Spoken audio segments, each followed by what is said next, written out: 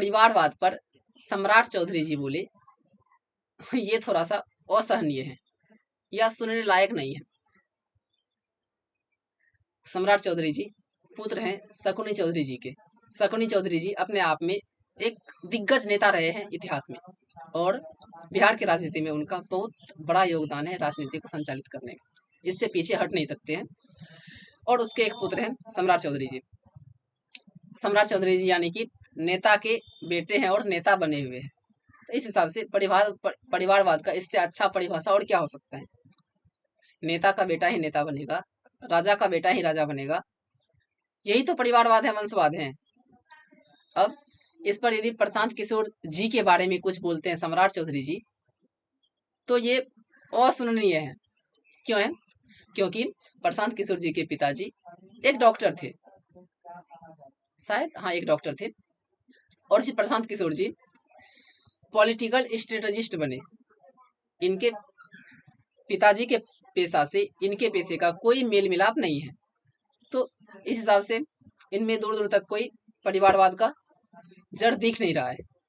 जहां तक बात है इनकी पत्नी की, तो अभी तक का जो मानना है कि ये अपनी पत्नी को राजनीति में नहीं लाने वाले हैं, क्योंकि उनकी पत्नी डॉक्टर हैं जो कि अपने पेशे में कार्यरत हैं। और जहां तक बात है सम्राट चौधरी जी की, तो इसको परिवारवाद पर शायद नहीं बोलना चाहिए, शोभा नहीं देता है। आपकी क्या राय है इस पर? अपना विचार कमेंट में अवश्य कीजिए। अब जहां तक बात है, क्या नेता का बेटा होना अपने आप में जुर्म है? आंसर है जी नहीं, मैं तो बिल्कुल ऐसा नहीं मानता। जो योग्य है वो आए। तब सवाल ये है कि क्या योग्यता इस बात से निर्धारित होती है कि आपके पिताजी जहां पर छोड़े हैं आप वहां पर लग जाइए? बिल्कुल नहीं, जी नहीं। यदि योग्यता है वास्तव में नेता बनने का, यदि लगता है कि हम नेता के बेटे हैं फिर भी हम नेता बनना चाहते हैं और अपने पिताजी का क्रेडिट नहीं लेना चाहते हैं, जीरो लेवल से बनना चाहते हैं, तो कोई एक ऐसा पॉलिटिकल पार्टी बनाए, अपना विचारधारा बनाए, और फिर उस विचारधारा को जीरो लेवल से, ग्राउंड लेवल से लेकर के उच्च स्तर तक लेके जाए, तो कहेंगे कि वो परिवारवाद से संबंधित नहीं था, वो परिवारवाद का लाभ नहीं उठा रहा था। यदि तेजस्वी यादव जी ऐसा करने में समर्थ हैं तो वो भी करे, राजद को छोड़ दे, कोई नया पार्टी बनाए नए सिरे से, राजद को किसी और को संचालित करने के लिए दे दे, उसी के पार्टी को, उसी के पार्टी में से किसी मेंबर को, राजद को वो संचालित करेगा, और आरजेडी को छोड़ करके तेजस्वी यादव जी कोई नई पार्टी का स्थापना करे और उसको फिर जीरो लेवल से लेकर के जिस लेवल पर आरजेडी अभी है वहां तक लेके चले जाए, तो हम भी मान लेंगे कि हाँ वास्तव में तेजस्वी यादव जी के पास वो गट था जो उन्होंने कर दिखाया। हिम्मत है तो करके दिखाए, सम्राट चौधरी जी है ऐसा करके दिखाए। जो भी मानते हैं कि नेता का बेटा नेता बनना कोई गलत नहीं है, करके दिखाए, यदि योग्य है तो हम भी मान लेंगे। ऐसा संभव ही नहीं है। जब संभव नहीं है तो ये मानने में कि हम परिवारवाद के पुरोधा हैं, इसको क्यों पीछे हट रहे हैं हर कोई। जो कहते हैं हम समाजवाद के पुरोधा हैं, उसे ये बात भी उसे कहना चाहिए कि हम वंशवाद के पुरोधा हैं। हम समाजवाद के पुरोधा तो हैं ही, हम परिवारवाद के पुरोधा भी हैं, लेकिन ये सब नहीं कहेंगे, बिल्कुल नहीं। इन सब से हटके हमें तो केवल सामाजिक न्याय पर बोलना है, हमें तो उन गरीबों की मतलब रखनी है और खुद अमीर बन के रहना है। समाजवाद का ये भी एक ब्लैक साइड है कि जो भी समाजवादी नेता होते हैं वो नेता बनते हैं इसलिए हैं क्योंकि वो अमीर होते हैं, और बात करते हैं समाजवादियों का, जो कि एक ब्लैक साइड है समाजवाद के विचारधारा का, जबकि वास्तविकता ऐसा नहीं होना चाहिए। आप बिहार के अलावा पूरे देश में या पूरे विश्व में कहीं भी यदि समाजवादी नेता को देखेंगे ना, तो भले ही वो बात करते होंगे गरीबों का, शोषितों का, वंचितों का, मजदूरों का, दलितों का, लेकिन वो अपने आप में कभी भी शोषित नहीं रहे होंगे।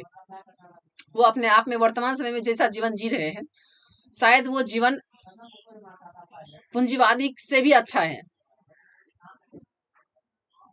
और ये समाजवादी के नेता का ब्लैक साइड है।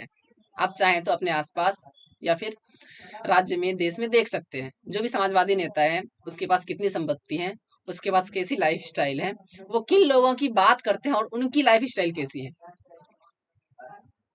बहुत अंतर पता चल जाएगा। मतलब और ये अंतर अभी नहीं बना है, जब से वो नेता बने हैं तब से ही ये अंतर और बढ़ते गया है। जबकि समाजवाद का परिभाषा ही ये है कि समान अवसर। तो उस हिसाब से यदि समाजवादी नेताओं के पास बहुत ज्यादा संपत्ति हो रहा है, तो यदि वो नेता बनते हैं समाजवादियों का, तो उसे अपने में डिस्ट्रीब्यूट कर देना चाहिए।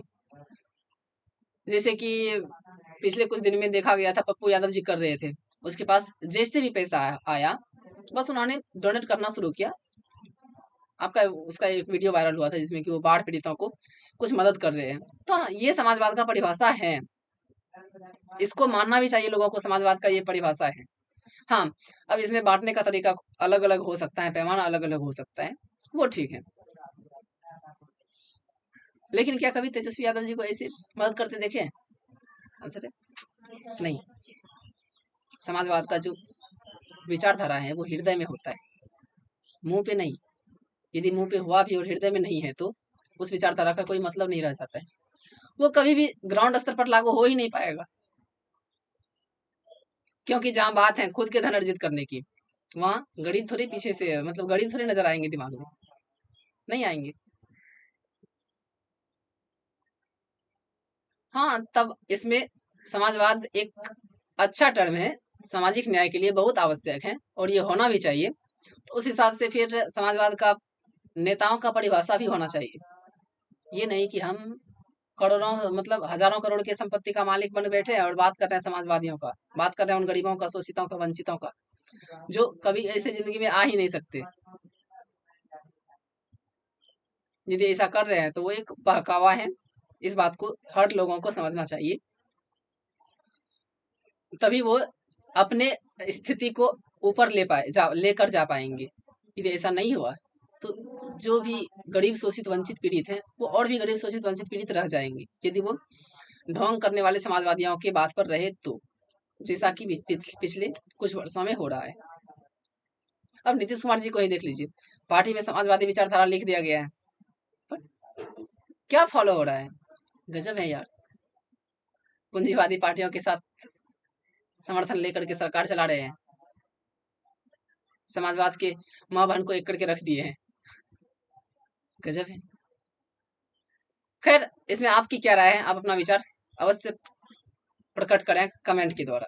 यदि वीडियो को अभी तक सुन रहे हैं तो वीडियो को शेयर अवश्य कीजिएगा उन दोस्तों के साथ जो आपके हैं, और यदि मर्जी हो तो लाइक कीजिए, नहीं मर्जी हो तो सब्सक्राइब कीजिए। धन्यवाद।